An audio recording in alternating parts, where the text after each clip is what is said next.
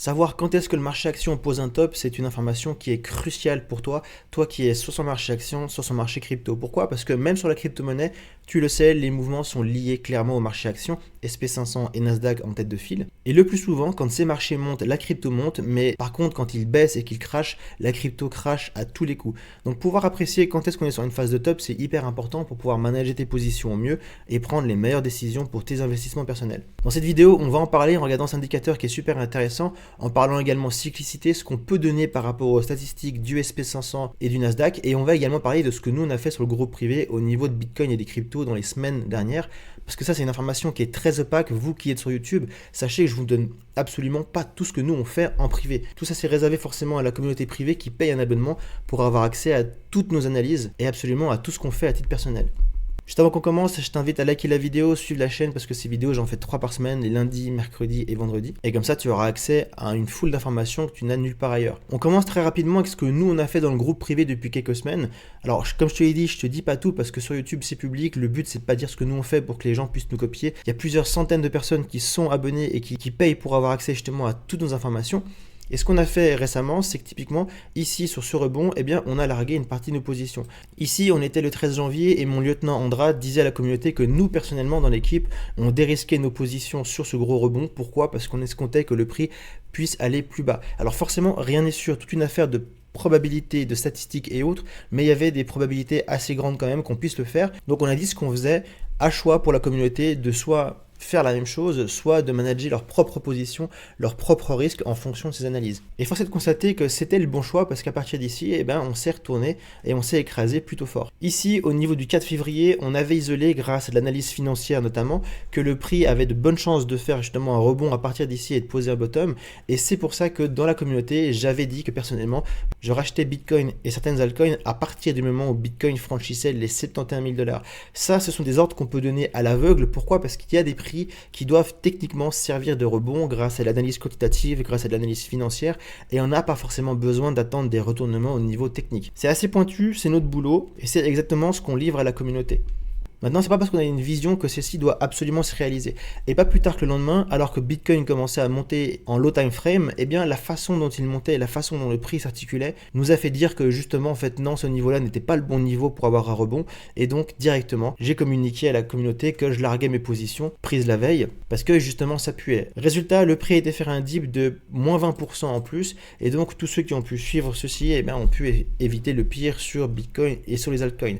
Au moment où je vous parle, on est ici dans des zones qui sont assez importantes. Ici, il va se passer des choses qui sont importantes. Nous, on va prendre des positions qui sont bien précises, qui peuvent être à la hausse ou à la baisse. Donc, si tu veux savoir ce qui se fait et tu veux vraiment manager au mieux tes positions, tu nous rejoins. Le lien est en description, millennium-crypto.fr, et tu vas pouvoir rejoindre une communauté de plusieurs centaines de personnes où l'ambiance est super et où on fait justement tout ce travail d'analyse et on donne plusieurs visions de marché. Il y a ceux qui veulent être sur le marché action, donc eux, ils sont ici dans vision 3. Il y a ceux qui veulent avoir une vision plutôt holder, c'est-à-dire qu'ils n'ont pas le temps de manager des positions à court terme à la semaine. Ils veulent jouer des cycles et donc eux, il y a une vision holder qui est partagée avec eux. Et il y a enfin la vision gestion active pour tous ceux qui veulent optimiser justement des mouvements de marché, qui veulent savoir exactement ce que nous on fait avec la team pour pouvoir adapter notre vision à leur propre stratégie et esquiver le plus de pertes possible ou alors faire le plus de gains possible à l'année, c'est le but. De retour sur le marché action, on va regarder plusieurs choses et on va commencer par regarder la cyclicité. La cyclicité, c'est quelque chose qui est important parce que tu le sais si tu regardes mes vidéos, on a déterminé depuis quelques mois que justement le marché était algorithmé et qu'il imprimait les mêmes patterns à travers le temps. Des fois, ces patterns sont espacés de plusieurs mois, voire même plusieurs années, mais on a remarqué que les algorithmes ont l'habitude de dessiner les mêmes mouvements de prix. Et ça donne des moyennes qui sont là depuis pas mal d'années et qui nous permettent de savoir ce que fait en moyenne le prix d'un indice, d'une action, du Bitcoin également, selon l'année dans laquelle on est. L'année dans laquelle on est, elle va dépendre du cycle de 4 ans, qui est en fait un cycle présidentiel comme on l'appelle, et qui va être soit la première année d'élection d'un président américain, soit la deuxième, qu'on appelle les midterm years. Ce sont typiquement les années dans lesquelles nous sommes maintenant, 2026, 2022, 2018, bref, les années de bear market historique. Et ce qui est super intéressant, c'est qu'ici, on est notamment sur le Nasdaq, et tu peux voir qu'on a la ligne brune derrière ici, qui est la moyenne du prix du Nasdaq en année midterm year depuis 1986. Et ce qui est intéressant, c'est de constater que jusqu'aux environs du 36e jour après le début de l'année, on est justement sur une phase de petite correction sur le Nasdaq avant de remonter jusqu'au 78e jour environ puis de s'écraser jusqu'au Q4 et de remonter en force à partir du Q4 de l'année midterm year. Et ce qui est intéressant, c'est que la semaine dernière, on a fait exactement ce mouvement. Tu peux voir que depuis janvier, on a ce mouvement en espèce de top, qu'on est venu la semaine dernière sur le Nasdaq corriger jusqu'à vendredi et que vendredi a commencé déjà à ravaler cette baisse. Vendredi, dernier jour où on devait justement, selon la moyenne du Nasdaq en midterm year, avoir ce dip.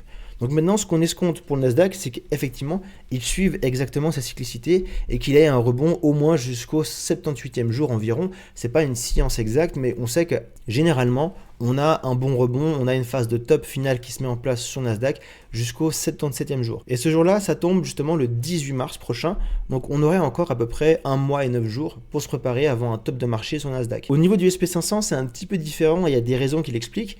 On a de nouveau la moyenne du prix en année midterm year en rouge qui est ici, en bleu ce que fait le SP500 depuis 2026 et tu peux voir qu'il respecte exactement la même cyclicité. On a ce mouvement en up and down, un espèce de range qui s'effectue au top avec une cassure du range et une phase de top qui arrive au niveau du 108e jour, le 108e jour étant cette année un 18 avril, soit un mois plus tard que le Nasdaq. Et pour l'instant, tu peux voir qu'on fait exactement la même chose.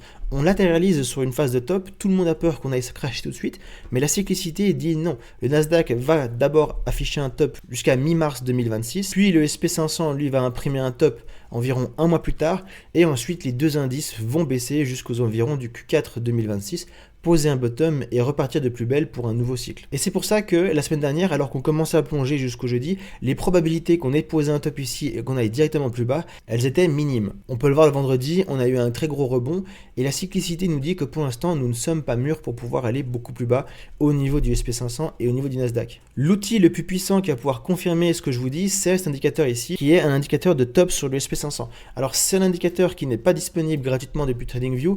Pour l'avoir, il faut aller sur le site tradingpro.tech, prendre un abonnement qui est très peu cher et avoir accès à toute la suite d'indicateurs. Cet indicateur, en gros, qu'est-ce qu'il fait? Il va comparer le marché action à la force de toutes les actions individuelles qui sont cotées en bourse. Donc ici, tu as sur ce graphe la direction de la vaste majorité des actions qui se cotent en bourse. Donc on peut avoir les actions cotées au New York Stock Exchange, on peut avoir les actions du SP500, les actions du Nasdaq, bref, on a vraiment la santé du marché total. Et donc, tant que c'est haussier, ça veut dire que la majeure partie des actions qui se cotent en bourse ont une direction qui est haussière. Par contre, quand ça baisse, ça veut dire que justement la majorité des actions qui se transigent en bourse ont une direction qui est baissière. Et là où ça va être super intéressant, c'est que cet indicateur a une occurrence de 100%. C'est-à-dire qu'à chaque fois que le signal que je vais te décrire arrive sur le marché, on a eu une phase de retracement qui était assez importante sur le marché action et qui a annoncé un top. Ce signal, il n'est pas très compliqué, c'est une divergence entre le SP500 qui monte alors que l'indicateur, lui, baisse. On a pu voir notamment ceci au Q1 2025, avant qu'on ait une énorme baisse au premier trimestre d'environ 22% sur le marché action, eh bien on avait l'indication justement qu'au niveau du marché, dans sa globalité, ça commençait à puer. Ça, on le voit de manière très claire parce qu'au niveau du marché action, on continuait d'imprimer des plus hauts, alors qu'au niveau de l'ensemble du marché, eh bien on imprimait des plus bas. Tu peux voir qu'ici, la différence est notable. On est en train de cracher, on passe carrément dans le rouge au niveau de l'indicateur, alors que le SP500, lui, fait toujours des plus hauts. Donc ça, qu'est-ce que ça veut dire? Ça veut dire que justement le comportement des investisseurs était encore en train de tirer la bourre au SP500, alors qu'en réalité, toutes les actions commençaient à péricliter et à tomber. À partir de là, le signal d'indicateur, c'était « Ok, il faut au moins manager les positions ». Manager ses positions, ça ne veut pas forcément dire TP à 100% ses positions et partir du marché, ça veut dire au moins mettre des stop loss parce que justement l'indicateur annonce une grosse baisse à venir. Et cette grosse baisse, on l'a eu avec un premier trimestre 2025 qui était abominable, tant sur le marché action que sur le marché crypto. Et on peut remonter dans le temps et à chaque fois on a eu ce signal justement de l'indicateur, notamment durant le bear market 2022, juste avant le bear market, on a eu exactement la même chose. On a eu l'indicateur qui flashait vraiment bearish, tu peux le voir avec un plongeon au niveau de l'indicateur, alors qu'au niveau du SP500, eh bien on continuait de monter semaine après semaine et on a eu quoi juste après? On a eu un bear market. Durant Covid, c'est assez dingue quand même, le marché a fait exactement la même chose. Et là où c'est assez fou, c'est que Covid, je te le rappelle, c'était normalement une news qui était de type Black Swan, c'est-à-dire un événement de force majeure qu'on ne pouvait pas prévoir, qui est sorti du jour au lendemain et qui a provoqué une crise sur les marchés. Eh bien, en réalité, la santé financière de tout le marché indiquait l'inverse. C'est qu'il y a des gens qui étaient au courant, et que ces gens-là, justement, prenaient clairement des profits. Et ça, tu peux le voir de manière très claire parce que, justement, jusqu'au moment où on a eu le top sur le marché action, eh bien, tu peux voir que la majeure partie des actions qui se cotaient en bourse ont déjà commencé à plonger juste avant qu'on ait la news de Covid et que le marché crache. Et tu peux faire ceci à chaque fois et tu verras que c'est le cas. 2018, grosse récession / bear market, le SP500 faisait des plus hauts alors que l'indicateur, lui, crachait déjà. On peut également remonter à 2015. 2015, c'était pareil, on était sur des phases de plus haut, latéralisation, l'indicateur se crache, on a ensuite quoi? Gros crash de marché au niveau du marché action et a fortiori au niveau de la crypto-monnaie. Et ça, pour l'instant, force est de constater que c'est pas ce qui se passe sous nos yeux. Ce qui se passe sous nos yeux, c'est même l'inverse, on a une divergence opposée qui s'affiche avec un SP500 qui est en train de ranger alors que la majorité des actions justement elles continuent d'augmenter et se portent encore mieux que les semaines dernières. Donc forcément ceci c'est analysé semaine après semaine parce qu'une divergence peut arriver d'une semaine à l'autre. Moi je ferai pas des vidéos toutes les semaines avec cet indicateur, donc si tu veux être au fait de ce qui va se passer avant tout le monde, et ben c'est très simple, tu vas sur tradingpro.tech, tu le prends et tu seras armé pour faire face justement à ce qui va se passer cette année midterm year qui va être juste énorme au niveau des mouvements de marché. Voilà, moi je m'arrête là, je vous dis à mercredi pour une prochaine vidéo. C'était Trade, très bon début de semaine. Bye bye.